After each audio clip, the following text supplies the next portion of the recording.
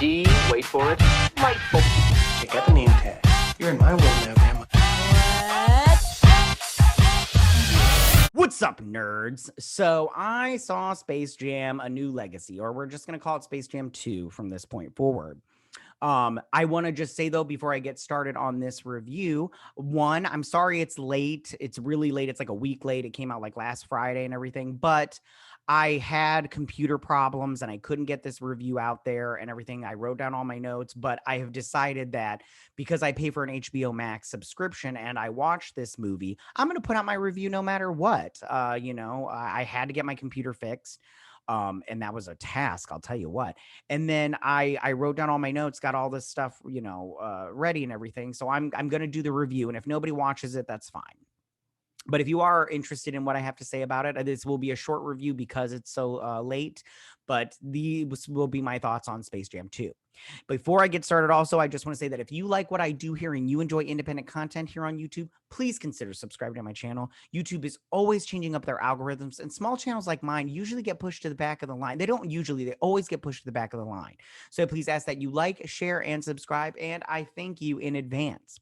So why don't we go ahead and get started on my review for Space Jam 2. I just want to start off by saying that I did not like this movie at all. I did not care for it at all. I mean, stuff that really annoyed me at the very beginning when LeBron is a little boy, he throws away a completely good and new Game Boy. That really annoyed me because I'm all like, it looks like your mom is a single mom and she can't afford that stuff and you're just throwing it away after somebody gives it to you. Like, okay, whatever, that's weird. I also thought LeBron in this movie is a bad dad. Okay. And you know what? Also really weird. It was like, okay, so, and his son's a bad son also, but in this movie, okay, so LeBron is a real life person and his family in this movie is not his real family. And I'm all like, this is so confusing. Cause like what's going on here? And in this movie, he's not a good dad. He's not supportive of his son's, like at the end he is, but he's not supportive of his son's dreams and wishes, but he's all like, it's for family. You got to write down what you're playing for. And I'm all like, but your son's unhappy with basketball. He wants to make video games and you weren't supportive of that and got you all up into this mess. So there was that, and the son is bad because he just flipped a switch on his dad like right away. Like the computer AI was all like, I can make your game and everything. He's like, really? He's like, yeah, come play for me and everything. Now, as far as the original movie goes, I did like the original movie when I was a kid. I recently watched it last year in 2020. I believe it was 2020. It was before the pandemic. Or in the lockdowns and stuff, but I had watched it. It's not a good movie now that I'm an adult. It's really weird. The Looney Tunes are underneath, like Michael Jordan is at a golf field and he goes to grab his ball and he gets sucked into the Looney Tune world, which is underneath the earth. And I'm all like, is our core Toontown and everything? It's just so weird. But in this one, LeBron is taken into the computer system. So I just want to say real quick, LeBron is a bad actor. He's a really bad actor. His delivery sucks. He is not good at this. And he even says in the movie, he mentions it that he's all like, when you take athletes and you make them actors, it never goes well. And I'm paraphrasing because I don't remember the exact line, but he's awful. It's just awful. It's so bad. So I want to talk about real quick some of the things that I did like because I've kind of crapped on. I'm going to go back to things that I disliked, but I do want to talk about the things that I liked. The first thing that I liked the DC world that they went to. I liked seeing all of the DC characters. You saw Clark Kent and Superman and Batgirl, Aquaman, my favorite.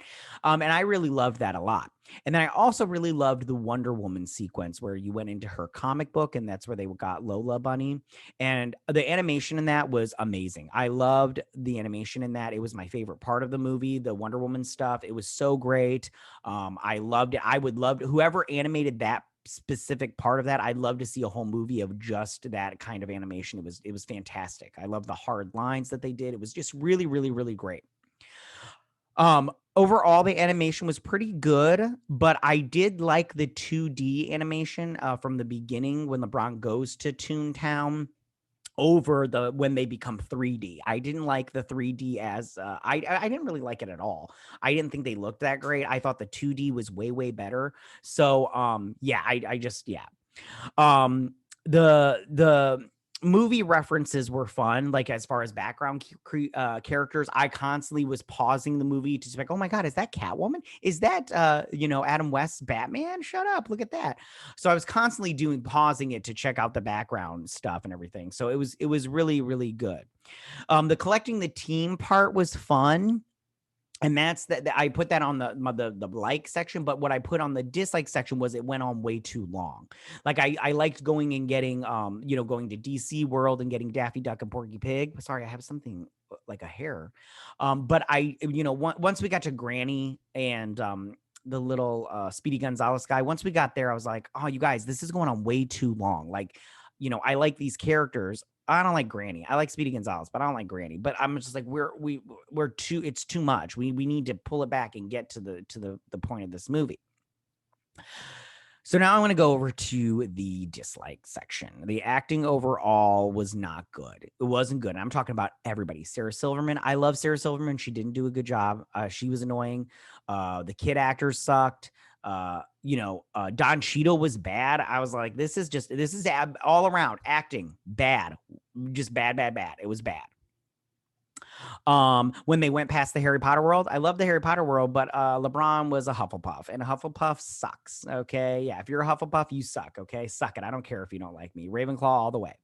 But I'm American, so Ilvermorny, woo, horn serpent, horn serpent, yeah. Anyways, the script sucks. I couldn't follow this movie at all. I was all over the place. I was like, what's going on here? And the basketball game was so hard to follow. I was like, they're like, you get what is it, prestige style points, and I was like, this is so stupid. I have zero desire to watch this ever again. And like, it was just so dumb. It was so dumb.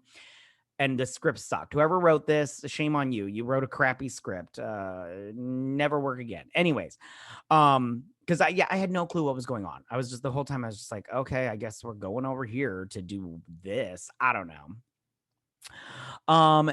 And it was really surprising to me that Michael Jordan or Bill Murray didn't make cameos in this movie or didn't show up at all.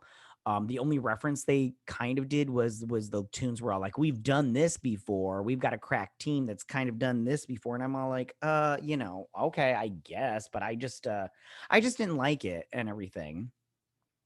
So yeah, that's that. As far as a third movie goes, I don't think they should make a third movie because this one was so bad, and I will not be seeing a third movie if they make it.